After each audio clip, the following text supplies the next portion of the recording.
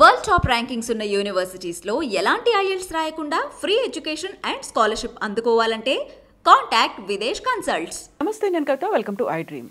ఈ మధ్య కాలంలో సమాజంలో వినిపిస్తున్నటువంటి సరికొత్త పదం dink. Dual income, no kids.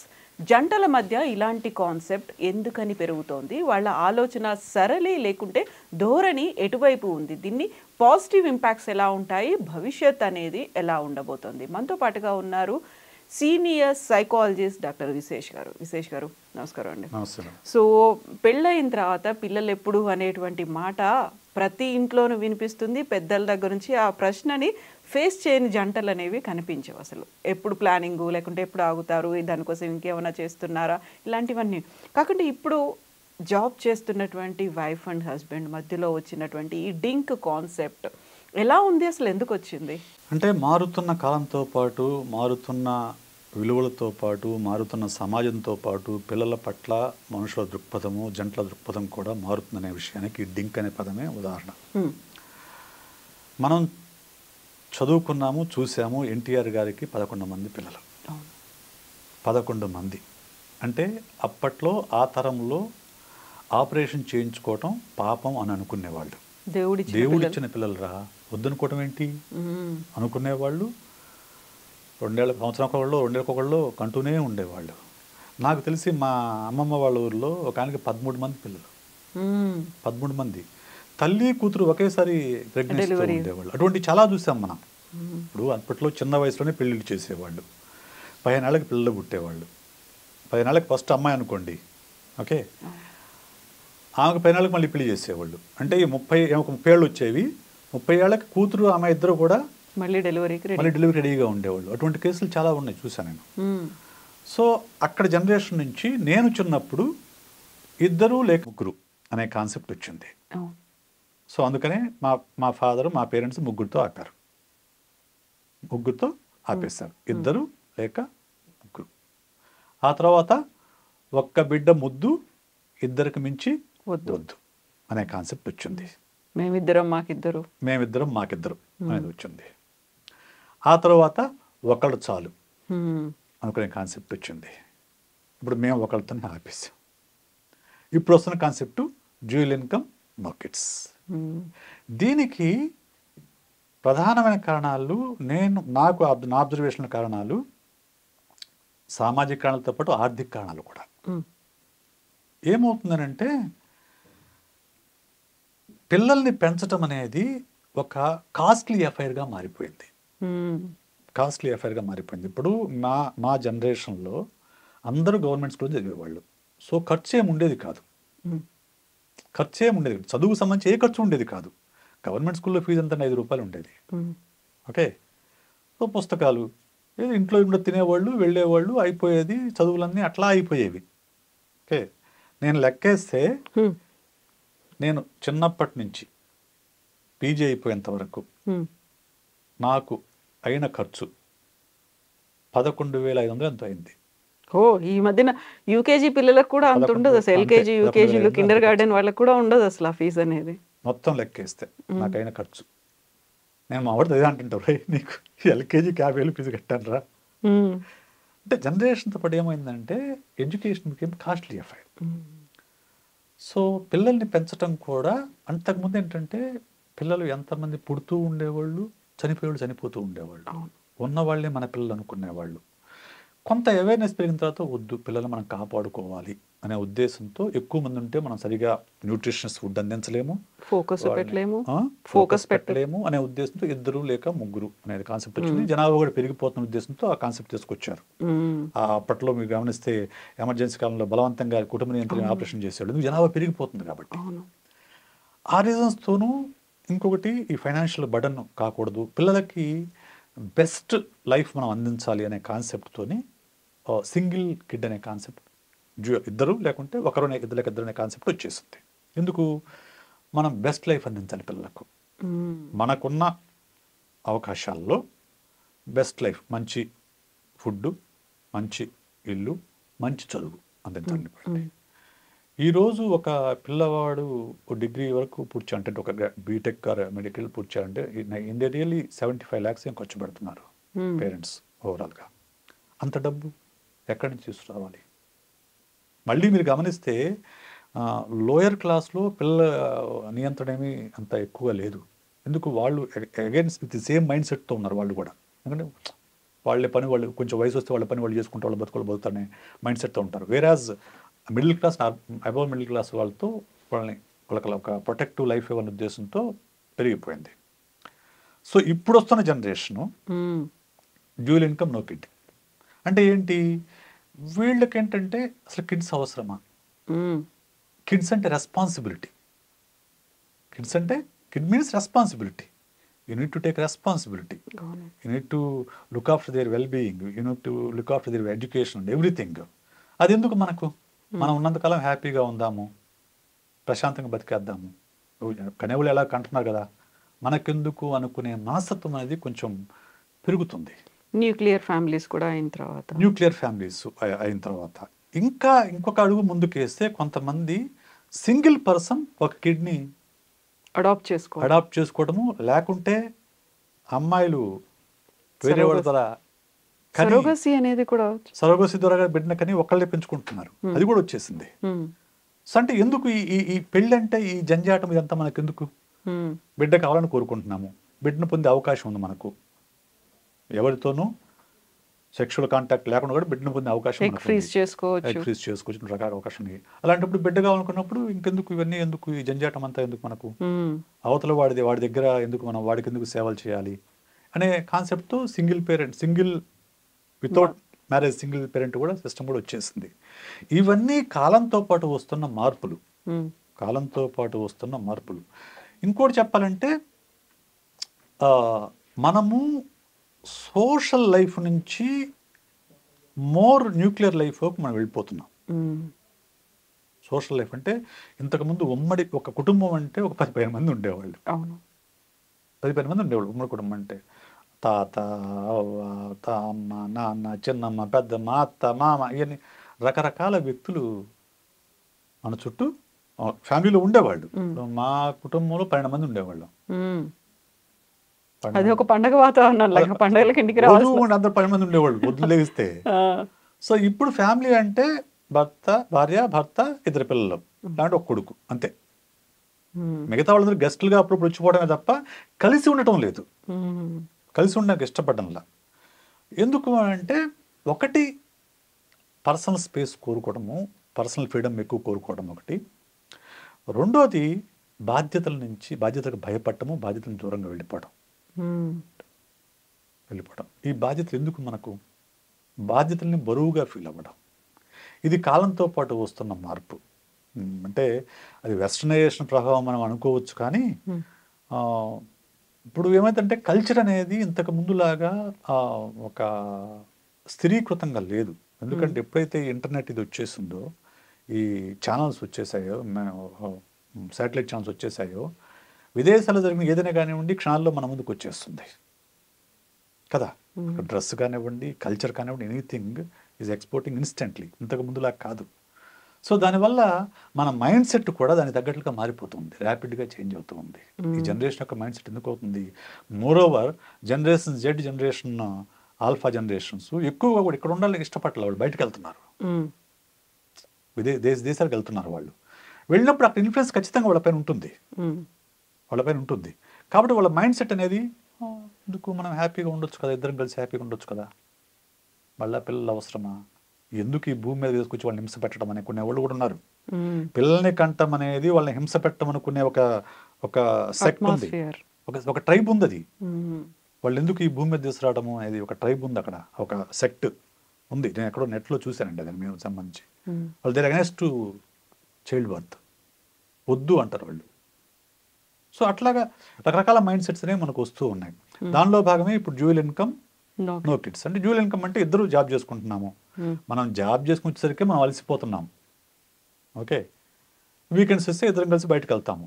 మనకెందుకు కిడ్స్? మళ్ళీ కిడ్స్ ఉంటే ఖచ్చితంగా నువ్వు టైంకి రావాలి, వాళ్ళని చూసుకోవాలి, వాళ్ళకి వండి పెట్టాలి, ఇవన్నీ ఉంటాయి. వాళ్ళ రెస్పాన్సిబిలిటీస్ అనేవి పెరిగిపోతాయి. ఈ రెస్పాన్సిబిలిటీ మనకు వద్దు, మనం ఫ్రీగా ఉన్నాం, ఫ్రీ బర్డ్స్, హ్యాపీగా ఇద్దరం సంపాదించుకుందాము, వీకెండ్స్ బయటకు వెళ్దాము, సంవత్సరానికి ఒక టూర్ వెళ్దాము, లైఫ్ని ఇలా ఎంజాయ్ చేద్దాము, అంతే. మనకు వారసులు అంటూ పెద్దగా మనకు అవసరం లేదు. ఇన్సూరెన్స్ చేసుకుంటే మనకు వృద్ధాప్యంలో కూడా పనికొస్తుంది, మనకు కావాల్సిన డబ్బు వస్తుంది, మనం మరి పని చేసుకుంటే ఓల్డేజ్ హోమ్లో చేరదాము అనుకునే మైండ్ సెట్ అనేది ఈ జనరేషన్లో పెరుగుతుంది. దాని ప్రభావమే డింక్. అయితే ఒకప్పుడు నేను మెంటల్గా ప్రిపేర్ అవ్వాలి, సైకలాజికల్గా నేను ప్రిపేర్డ్గా ఉంటే తప్ప పెళ్లి చేసుకోను. ఇప్పుడు అదే కాన్సెప్ట్ పిల్లలకు కూడా నేను ఇప్పటికే ప్రిపేర్డ్లో లేను, అలాంటి ప్లానింగ్స్ అనేవి నాకు లేవు కాబట్టి అనేది కూడా ఉంది కదా. ఖచ్చితంగా అండి. పిల్లలు అనేది ఖచ్చితంగా సైకలాజికల్గా ప్రిపేర్ అయిన తర్వాతనే ప్లాన్ చేసుకోవాల్సిన విషయం అండి. అంతే. ఎందుకు అంటే అన్ప్రిపేర్డ్గా ఉన్నప్పుడు అన్ఎక్స్పెక్టెడ్ ప్రెగ్నెన్సీ వచ్చినప్పుడు ఉమెన్లో ఒక ఆందోళన ఉంటుంది. మరి చిన్న వయసులో, ఇప్పుడైతే చిన్న వయసులో చేసుకోవట్లేదు, అది వేరే విషయం. సో కానీ ఇప్పుడు కూడా పల్లెటూరులో చిన్న వయసులో చేస్తున్నారండి. 17 ఏళ్ళకి 18 ఏళ్ళకి పెళ్లి చేసేస్తున్నారు, 18 ఏళ్ళు పెళ్లి చేసేస్తున్నారు అక్కడ కూడా. సో ఒక ఆందోళన, తెలియని తనం ఉంటుంది, రెస్పాన్సిబిలిటీస్ తెలియదు, ఎలా కేర్ తీసుకోవాలో తెలియదు, పిల్లల గురించి ఏమి అవగాహన ఉండదు. వీటి వల్ల ఏమవుద్దంటే వాళ్ళ పట్ల సరైన కేర్ అనేది ఇవ్వలేకపోతారు. ప్లస్ ఈ ఆందోళన అనుకోండి, అన్ఎక్స్పెక్టెడ్ ప్రెగ్నెన్సీలో ఆందోళన అనుకోండి, ఆ ఆందోళన అనేది చైల్డ్కి ట్రాన్స్ఫర్ అవుతుంది. అవును, ప్రెగ్నెన్సీలో ఉన్నప్పుడు చైల్డ్కి ట్రాన్స్ఫర్ అవుతుంది. కాబట్టి అన్ఎక్స్పెక్టెడ్ ప్రెగ్నెన్సీస్ కంటే కూడా planned pregnancies are good for the child's health, mental health and physical health.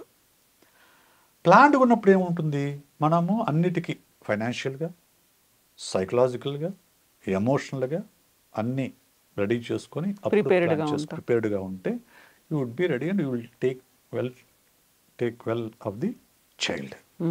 So దానివల్ల ఏమవుతుంది, పిల్లలకి గర్భంలో ఉన్నప్పుడు బయటకు వచ్చిన తర్వాత కూడా ఒక మంచి వాతావరణాన్ని వాళ్ళు తల్లి ఇవ్వగలుగుతుంది, మంచి కేర్ తీసుకోగలుగుతుంది. కాబట్టి ఖచ్చితంగా అన్ప్లాన్డ్ కంటే planned pregnancy good for the child's mental health and physical health.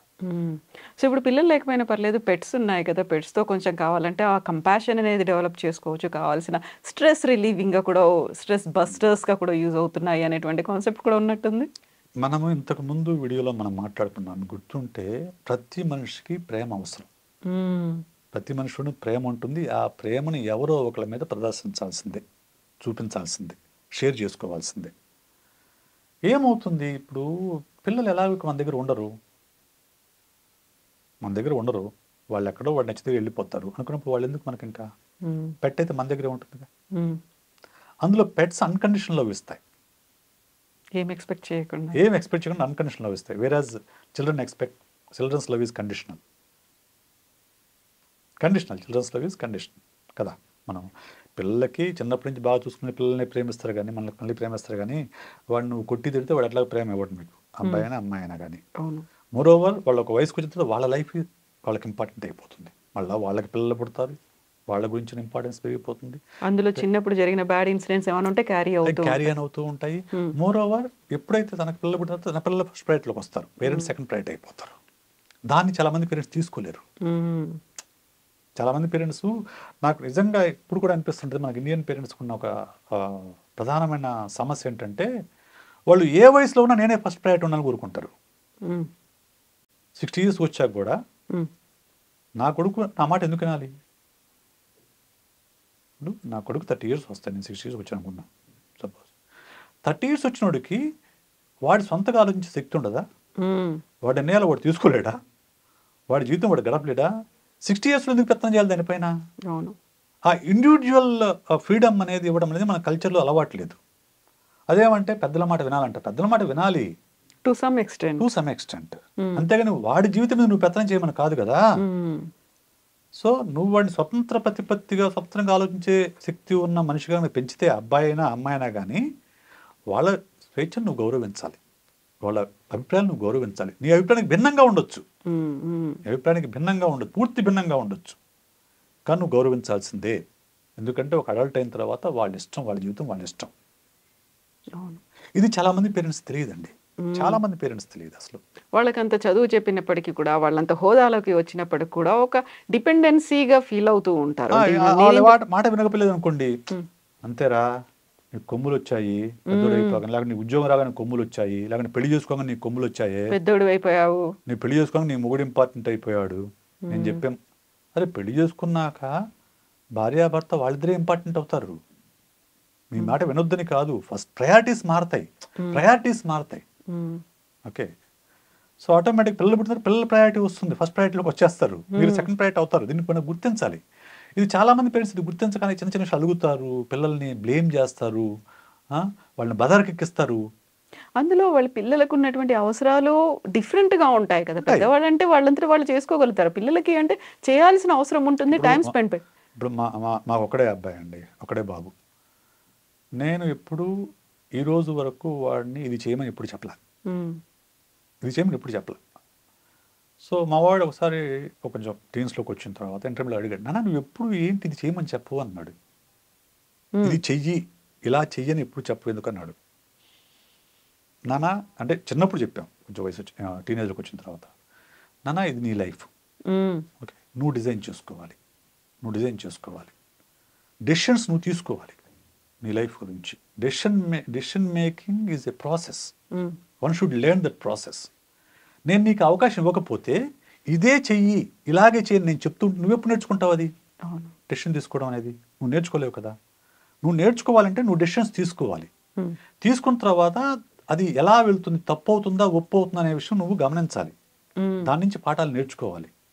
నేర్చుకున్నప్పుడు నీకు డెసిషన్ మేకింగ్లో నీకు స్కిల్ వస్తుంది, స్కిల్ డెవలప్ అవుతుంది. అప్పుడు you can take right decisions. అవన్నీ కూడా టీనేజ్లో జరగాలి. నేను నీకు చెప్పాను అనుకో, నువ్వు డెసిషన్స్ తీసుకోవడం నేర్చుకో, ఎప్పటికి కూడా నేను చెప్పింది ఫాలో అవుతూ ఉంటావు. సో రేపు లైఫ్లో నువ్వు డెసిషన్ తీసుకోవాల్సి వచ్చిన క్రూషియల్ డెసిషన్ రేపు ఏం చేస్తావు అప్పుడు? That's why I never told you to do what I want you to do. నువ్వు తీసుకోవాలి డెసిషన్. నేను ఎప్పుడేం చేసేవాడిని, నేను సైకాలజిస్ట్ని కాబట్టి అదే అనుకుంటున్నాను నేను. మీరు సైకాలజిస్ట్ కాబట్టి, మీరు ఇంతమందిని అబ్జర్వ్ చేశారు కాబట్టి ఎవరు ఎలా అనేది యూ కెన్ ఈజీలీ ఐడెంటిఫై. నేను సైకాలజిస్ట్ నేను చెప్తే ఏంటంటే, ఇక్కడ పేరెంట్స్ పోషించాల్సిన పాత్ర ఏంటంటే పిల్లలకు ఛాయిస్ చూపించాలి. పిల్లలకి ఖచ్చితంగా తప్పుడడుగులు వేస్తారు, తప్పుడడుగులు కూడా వేస్తారు, ఇది టీనేజ్లో ఎస్పెషల్లీ. దాన్ని బెదిరించి కొట్టి తిట్టి వాళ్ళని కంట్రోల్ చేయడానికి ప్రయత్నం చేయడం అనేది తప్పు.